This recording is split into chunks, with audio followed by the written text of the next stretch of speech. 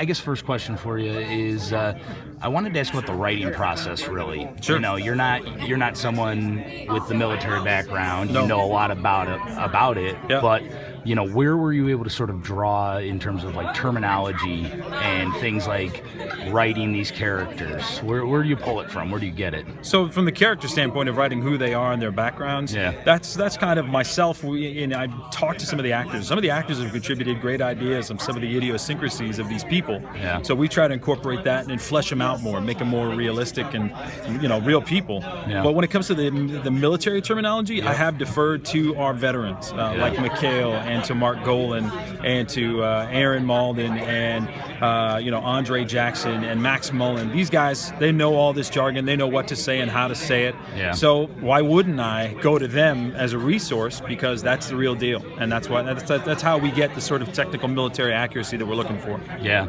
And then you talked a little bit about your cast. Now, I mean, how much have they meant to you? And can you talk a little bit, especially about Mikhail? Sure. And how have you seen him grow from season 1 to season 2 now? Well, Mikhail, one of the great things about him is that he'll tell you himself that he wanted to be an actor when he was a kid. Yeah. And he always loved movies, and then he stepped away and he went into the military. His dad was in the military as well, and he became a SEAL and an EOD tech, I believe, and had accommodations and all these different things. And when he got out, he was like, that is one of the things I want to do again. I want to act. Yeah. And in season 1, I think he's great, obviously. But in season 2, he's grown. It was 12 months later, and in that meantime, he had done another Transformers movie. Right now, afterwards, he's worked on this thing, Texas Zombie Wars, Navy SEALs versus Zombies. There's a lot of zombies around. Yeah. But so he's nonstop with projects, and as a part of that, he keeps getting better and better by just straight up experience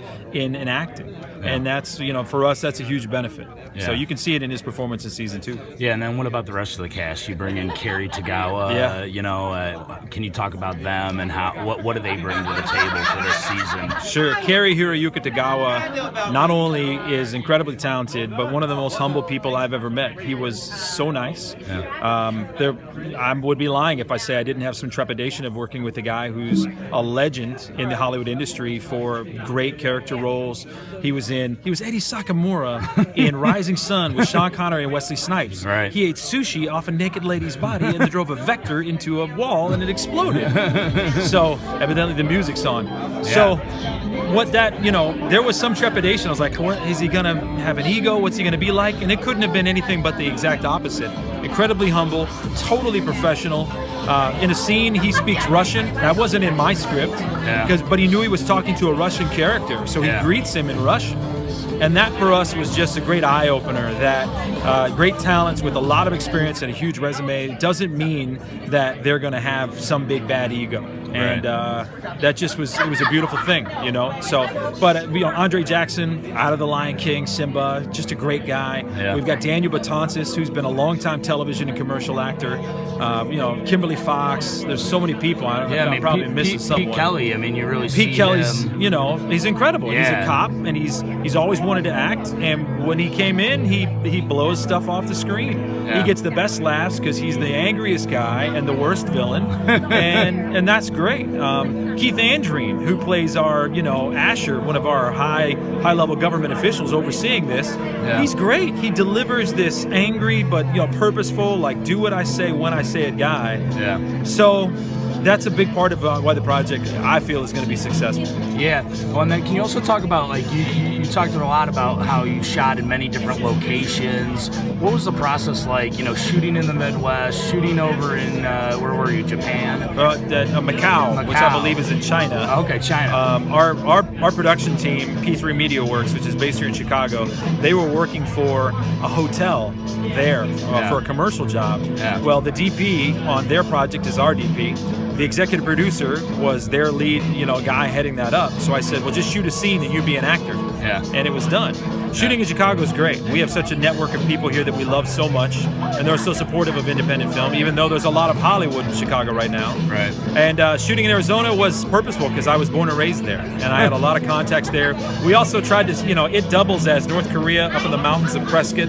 Also at the same time, it doubles as Iraq down in the deserts right in the middle of, north of Phoenix. Yeah. So it was a no-brainer for us. Yeah, now and then you also at the end of today talked about some of your other projects that you have coming up. Can you sort of talk about where you're at with those, where you hope, to get them produced or get them made? Sure. What process of that starts like right now? Well, I mean, right now our goal is to get Black Season 2 out. Yeah. And if there's a response, people like it and they want more, of course we can do more of Black. There's no question. Yeah. But we talked tonight about Headshot, which is a dark comedy about out-of-work actors who work as criminal to pay the bills. That's a feature script that I've got completed, and that's what I would really love to do next. We also have a project called No Tomorrow, which is an isolationist zombie story, sort of survivalist, Bear Grylls in the zombie environment, if you can imagine that. Yeah. And then I have a television project that I'm pitching out and have been developing for a while called 11th Hour, which is about time travel, and it's pretty mind-blowing. It's a large-scale thing, not easy to explain, and that usually means it's going to be good. And then we talked about Convergence, which is this pilot for a series that P3 Media Works, our executive producers, Corey and Curtis Gilbert, they're the co-creators of, and that is a cross between Syriana and X-Files. Okay. So it's oil and political, but sci-fi and alien abduction, and it's just really cool. So we try to put a slate together of independent projects and hope that somebody likes what we do and they give us a shot. Yeah, and so now you've sort of finished showing season 2 to everybody. I mean, are you able to sort of take a step back, and how does it feel? How does it feel to show season 2? I'm incredibly tired.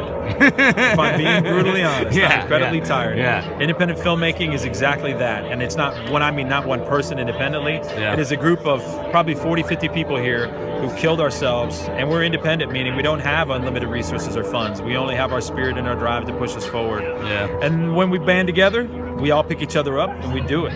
So I do feel great that it's done. We've got one next week in Los Angeles for almost 3 times the audience, and it's in LA where everybody has really high standards. So, but it feels great. It's so great to watch. Still to this day, it's great to watch. Yeah, and it looks good up on the screen. It really does sort of all come together when it's up there the way it's supposed to be. I agree. Yeah. I agree. Frank, it's been awesome. This has been great. Yeah, you've been a great supporter of AMovieGuy.com. Love me some Leo Brady at AMovieGuy.com. Yeah, we've been great supporters of Black. We loved season 2. We can't wait for everybody to see it, and we'll be sure to keep telling everybody about it. Amen, brother. All right, man. Thanks a lot. Yeah.